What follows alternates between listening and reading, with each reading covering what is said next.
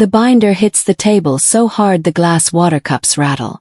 My CEO, Daniel Kress, points at me in front of the entire executive team and says, loud enough for the whole floor to hear, "She diverted company funds. We have proof." People gasp. 2 directors exchange disgusted looks. Someone actually mutters, "Unbelievable," while Daniel stares at me like I'm something he scraped off his shoe. I feel my throat close. Heat rushes to my face. For a split second I genuinely think I might faint. Because this public ambush isn't just unfair. It's personal. I swallow hard, keeping my expression calm even though my pulse is hammering. Because while everyone else is shocked, I'm thinking something very different. He actually did it. He went through with the plan I've suspected for weeks. And he thinks he's about to destroy me. But what Daniel doesn't know is that I've been watching. I've been documenting. And I've been waiting for him to make exactly this kind of mistake. People start filing out of the conference room, whispering to each other. I catch fragments of their conversations. "Can you believe it? I never would have thought. She seemed so professional." Marcus, the operations director, won't even meet my eyes as he passes. Vanessa from legal hurries past, clutching her notepad like it's a shield. Only Trevor, the CFO, pauses briefly, his expression unreadable. Daniel stands at the head of the table, arms crossed, wearing a tight smile like he's doing the company a tremendous favor. Like he's the hero in this story. Like he just saved everyone from me. I remain standing, refusing to sit down, refusing to give him the satisfaction of seeing me collapse. My hands grip the back of my chair so hard my knuckles turn white. He wants me to cry, beg, to defend myself desperately. But I won't give him that. Instead, I force myself to breathe slowly, steadily, and I think only one thing. He actually did it. The conference room empties completely. Daniel lingers, organizing his papers with deliberate slowness, making sure I feel every second of this humiliation. When he finally walks past me, he doesn't say a word. Just brushes by like I'm already invisible. I step into the empty hallway, my breath shaking. The fluorescent lights feel too bright. Everything feels too sharp, too real. My name is Lauren Pierce. I'm 34 years old, and until 10 minutes ago, I was the director of financial operations at Cresswell Industries, a mid-sized manufacturing company in Ohio. And this is the story of how my CEO publicly accused me of mishandling company funds, but the forensic report he ordered ended up turning the spotlight back on him. I lean against the wall for a moment, closing my eyes, letting the initial shock drain away. 'Cause now comes the hard part. Now I have to remember how we got here. How Daniel transformed from mentor to enemy. How the trap closed around me one small piece at a time. 6 months earlier everything was different. I walked into Daniel's office for our quarterly budget review, carrying the reports I'd spent a week preparing. He was standing by the window, hands in his pockets, staring out at the parking lot below. "Morning, Daniel," I said, setting the folders on his desk. He turned to look at me and something felt immediately wrong. His expression was cold, distant, like he was looking at a stranger instead of someone who'd worked beside him for 5 years. "Lauren," he said flatly. No smile. No warmth. "I have the budget projections you asked for," I said, trying to ignore the uncomfortable tension. "The numbers look solid. We're tracking 2% under projected spending for the quarter." He picked up the folder, barely glanced at it, then set it down. "I'll review it later. Is everything okay?" I asked. "Fine," he said, but his jaw flexed. His eyes didn't quite meet mine. And I walked out of that office feeling uneasy, like something fundamental had shifted. 2 weeks later, I discovered the first missing receipt. I was organizing quarterly expense reports when I noticed a gap in the documentation for a vendor payment. The invoice was there. The approval was logged. But the physical receipt that should have been attached was gone. I went straight to Daniel's office. "There's a receipt missing from the Harmon project folder," I said, standing in his doorway. "Do you know where it might be?" Daniel didn't look up from his computer. "Probably misfiled." "Don't overthink it. But I noticed the way his jaw tightened. The way his fingers paused on the keyboard for just a second too long. I checked everywhere, I pressed. It's not misfiled. It's just gone. Lauren, he said, finally looking at me with thinly veiled annoyance. We have thousands of receipts. One goes missing. Happens. Move on. I wanted to argue. Push harder. But something in his tone made me stop. That night, sitting at my kitchen table, I pulled out a notebook and wrote down the date, the missing receipt number, and Daniel's reaction. My first secret note. The following week, Daniel contradicted me in front of the entire management team. We were discussing the capital expenditure plan, something I'd been preparing for months. I presented my recommendations, explained the cost analysis, showed the projected ROI. Daniel leaned back in his chair and said, I'm not sure Lauren fully understands the cash flow implications here. I felt my face flush. Excuse me. These numbers, he said, tapping his pen against the printed report, they don't account for the seasonal fluctuations in revenue. It's a significant oversight. I had absolutely accounted for seasonal fluctuations. It was on page 7 of the report he clearly hadn't read. Actually, if you look at page 7, I started. We'll revisit this next quarter, Daniel interrupted, closing the folder. Let's move on. Around the table, colleagues exchanged uncomfortable looks. Marcus cleared his throat. Vanessa studied her coffee cup. And Carl, Daniel's newest hire and obvious favorite, smirked slightly. After the meeting, I walked back to my office, hands shaking with humiliation and anger. A month later, I was reviewing departmental expenses when I noticed something strange. There was a charge under my department budget that I'd never approved. $5,000 for consulting services from a company I'd never heard of. I pulled up the approval log. According to the system, I had authorized the payment 3 weeks earlier. But I hadn't. I went to Daniel immediately. There's an expense under my department that I didn't approve, I said, showing him the printout. Ashford Consulting. I've never worked with them. Daniel glanced at the paper, then shrugged. System glitch, probably. These things happen when we migrate data. We haven't migrated any data in 8 months, I said. Then maybe you forgot, he said. His tone casual but with an edge underneath. You approve dozens of invoices every week, Lauren. You can't remember every single one. But I could. Kept meticulous records. And I knew I'd never approved this payment. I left his office and immediately printed the approval log, the invoice, everything related to that charge. I put it in my bag and took it home. I needed clarity, so I went to human resources. Maybe they could explain the strange charges, the missing receipts, the way Daniel had started treating me like an incompetent stranger. Brenda, the HR representative, listened politely as I explained the situation. She took notes, nodded sympathetically, and said, I'll look into this and get back to you. But she wouldn't meet my eyes. And when Daniel walked past the HR office mid-conversation, I saw him glance through the glass window. He smiled. Not warmly. Like he knew exactly why I was there. 2 days later, Brenda emailed me. Everything checks out. No irregularities found. I stared at that email for a long time. Because I knew what I'd seen. I knew what I'd documented. And I knew that something was very, very wrong. That night, I started keeping 2 sets of records. The official ones that went through company systems, and my own private backup of every transaction, every approval, every conversation. Small humiliations continued. During a coworker's birthday celebration in the break room, Daniel made a point of ignoring me. Everyone gathered around the cake. Daniel laughed with Marcus, joked with Vanessa, clapped Carl on the shoulder. When I approached the table, Daniel turned his back to me, cutting me out of the circle as deliberately as closing a door. He took a cupcake from Carl, thanked him loudly, and didn't acknowledge my presence at all.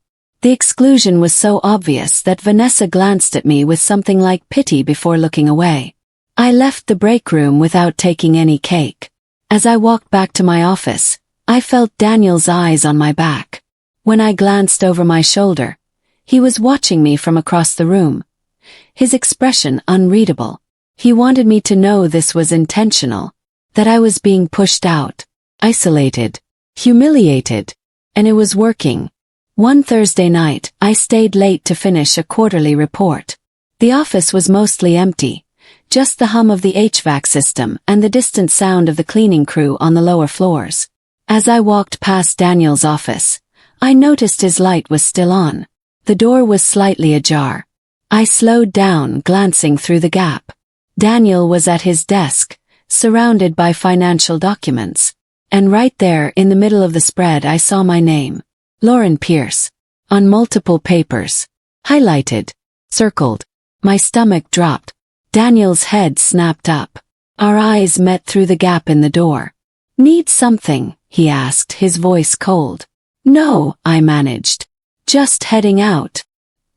He stared at me for a long moment, then turned back to his papers without another word. I walked to the elevator on shaking legs. Whatever Daniel was planning, it was bigger than I'd realized. And it was coming soon. The next morning, Daniel did something unexpected. He praised me. In front of the entire management team, he said, "I want to acknowledge Lauren's hard work on the recent vendor contract negotiations.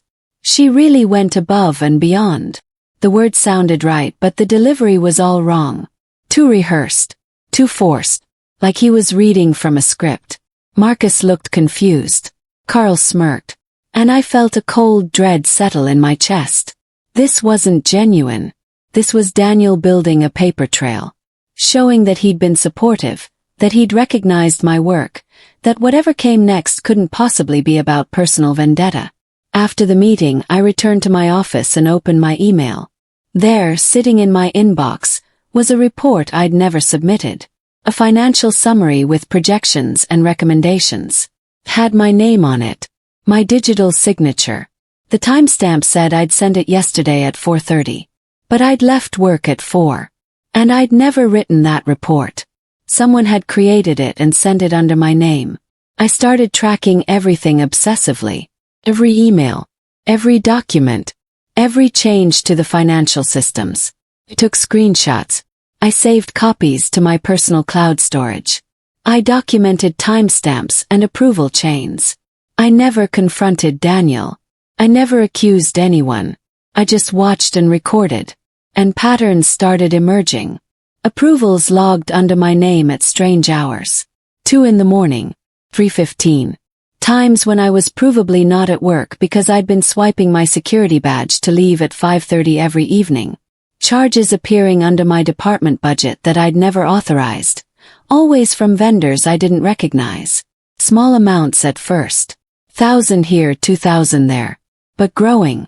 Someone was building a case against me. Creating a trail of evidence that would show financial mismanagement. Carelessness.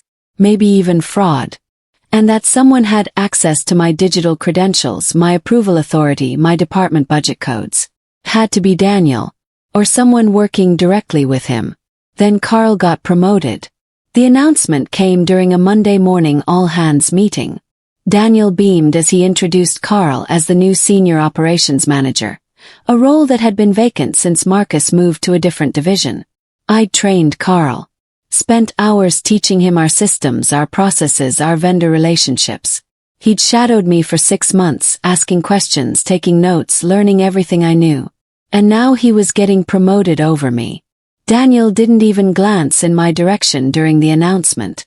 Carl avoided my eyes entirely, staring straight ahead with a carefully neutral expression. After the meeting, I packed up my things slowly. As I stood to leave, Carl approached. "Lauren," he said quietly. I waited. "Don't fight it," he whispered. Then he walked away. That's when I knew for certain. Carl wasn't just a bystander. He was involved. He was helping Daniel set me up, and he knew exactly what was coming. The trap continued tightening. More errors appeared in my files. Discrepancies in expense reports. Missing documentation. Approval chains that didn't match proper protocol. Daniel started copying senior executives on emails to me, pointing out these errors with thinly veiled concern. Lauren, I noticed some inconsistencies in the Q2 vendor payments. Can you clarify? Always professional. Always subtle enough to deny malice. But always leaving a stain on my reputation. Marcus stopped inviting me to planning meetings.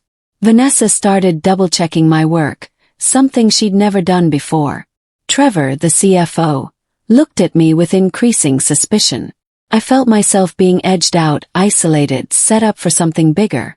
One evening, I sat in my apartment with all my documentation spread across the dining table.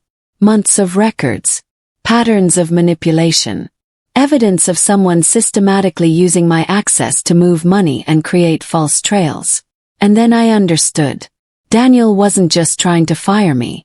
He was using me as a shield. He was funneling money somewhere it shouldn't go. And when anyone looked, all the evidence would point to me. I spent an entire weekend going through everything. 6 months of financial records. Every transaction, every approval, every email. The inconsistencies formed a clear pattern once I mapped them out. Payments to vendors that didn't quite exist. Consulting fees that seemed inflated. Money moving through my department budget but going to accounts I'd never authorized. And always the approval logs showed my digital signature. My credentials. My authorization. But the timestamps told a different story. Late-night approvals when I wasn't at work. Weekend transactions when I was out of town visiting my sister. Changes made during holidays when the office was closed. Someone with administrative access had been using my credentials to move money. And based on the sophistication of the operation, it had to be someone high up in the company. Someone who understood our financial systems intimately. Sunday night I backed up everything one more time. Then I whispered to my empty apartment. He's using me as a shield. Monday morning, Daniel sent out an email announcement. Financial review meeting. All executive team members required. Wednesday at 10. He wanted the board there. The senior directors. Everyone who mattered. I walked past his office later that day and saw him on the phone, smiling, animated. When he hung up, he noticed me standing there. Wednesday's going to be interesting, he said. Not a question. A statement. On his desk, I noticed a thick folder. The label read, Pierce. Financial discrepancies. My stomach twisted, but I kept my face neutral. I'm sure it will be. That night I couldn't sleep. I kept thinking about that folder. About Daniel's confidence. About the trap that was about to spring. But I also thought about my own documentation. About the timestamps that proved I couldn't have made those approvals. About the metadata in the altered spreadsheets. And I started to feel something new. Not fear. Oh. Tuesday afternoon I caught a break. I was reviewing one of the flagged expense reports when I noticed something Daniel had overlooked. The spreadsheet had been modified, but he'd left the metadata intact. I pulled up the file properties. The last modification date was there. The user who'd made the changes was there. Cresswell. Daniel had edited the spreadsheet himself. Changed the numbers. Added entries. Made it look like I'd approved things I hadn't. But he'd forgotten to scrub the digital fingerprints. I sat back in my chair, hands shaking. Not from fear this time. From relief. From vindication. From the certain knowledge that he'd made a critical mistake. For the first time in months I smiled. 'Cause now I had proof. Real, documented, undeniable proof that Daniel had manipulated the financial records. And he'd done it using files that were supposed to incriminate me. I backed up that file immediately. Multiple copies. Multiple locations. Then I waited for Wednesday. Wednesday morning arrived. The conference room was full. All the executives. All the senior directors. Even some board members I recognized from quarterly meetings.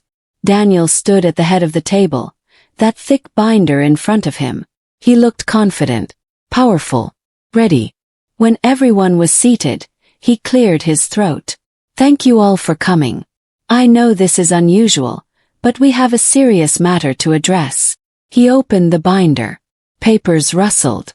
People leaned forward. Then he slammed it down on the table so hard the water glasses rattled. She diverted company funds, Daniel said, pointing directly at me. We have proof. The room erupted in gasps. Shock rippled through the executives. And I felt that initial wave of humiliation, that heat rushing to my face, that moment where I genuinely thought I might faint. But underneath the shock I was thinking clearly. He actually did it. He went through with the setup I'd been documenting for months. And now I could prove it. Daniel began laying out his case. The missing receipts, the unauthorized payments, the expense reports with my digital signature, the approvals logged under my name. He had documentation, printouts, highlighted sections, everything organized and presented like a prosecutor building an airtight case.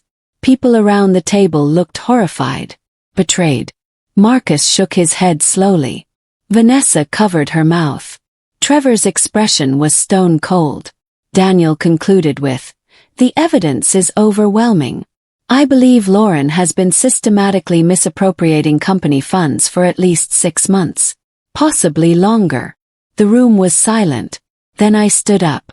"Then let the forensic team review everything," I said, my voice steady despite my pounding heart. Daniel froze. Just for a second. Just long enough for me to see the flicker of panic cross his face. "I'm sorry," he said. "If the evidence is so clear," I continued, "then let's bring in an independent forensic accounting team. Let them review all the transactions, all the approvals, everything." Daniel forced a laugh. Of course, transparency is key. But his hand shook slightly as he closed the binder. And I saw it. The board immediately authorized the forensic review. Trevor, the CFO, personally contacted a reputable firm. Within 2 days, a team of 3 auditors arrived at our office. Daniel tried to charm them. He offered them coffee, showed them to a private conference room, assured them he was committed to getting to the bottom of this unfortunate situation. They remained stone-faced, professional, unmoved by his performance. The lead auditor, a woman named Catherine Brennan, requested complete access to the financial systems. All records, all logs, all documentation. And then she asked for something that made Daniel's smile falter. "We'll also need access to executive-level accounts," Catherine said. "Including yours, Mr. Cresswell. We need to verify approval chains and administrative access logs." Daniel's jaw tightened. "Of course. Whatever you need." But as they filed into his office, I saw genuine fear flash across his face. For the first time since this nightmare began, Daniel looked uncertain. Over the next week, whispers circulated through the office. The forensic team was asking pointed questions. They wanted to see access logs, vendor verification records, approval timestamps. They spent an entire day in the server room reviewing system logs with IT. They interviewed department heads. They requested Carl's personnel file and asked about his sudden promotion. And slowly, people started avoiding Daniel instead of me. Marcus stopped having lunch with him. Vanessa walked past his office without making eye contact. Even Carl looked nervous, jumping every time someone said his name. One afternoon, I saw Daniel storm past my office without looking at me. His face was red. His jaw clenched. He slammed his office door so hard it echoed down the hallway. The confident man who'd publicly accused me was cracking under the weight of real scrutiny. And I waited. Friday morning, the board called an emergency meeting. Daniel was summoned. He emerged from the boardroom 45 minutes later looking pale, sweating, his eyes wild. His confidence had completely shattered. Marcus tried to ask him what happened, but Daniel brushed past without responding.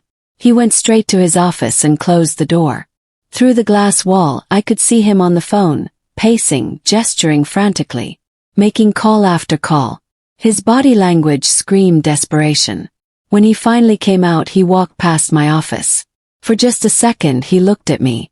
And in that glance, I saw everything. Rage, fear, betrayal.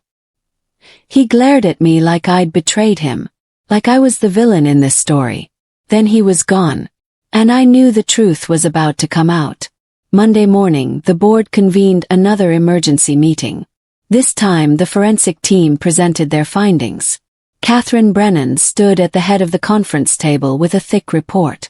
The room was packed. All executives, all board members, even the company attorney.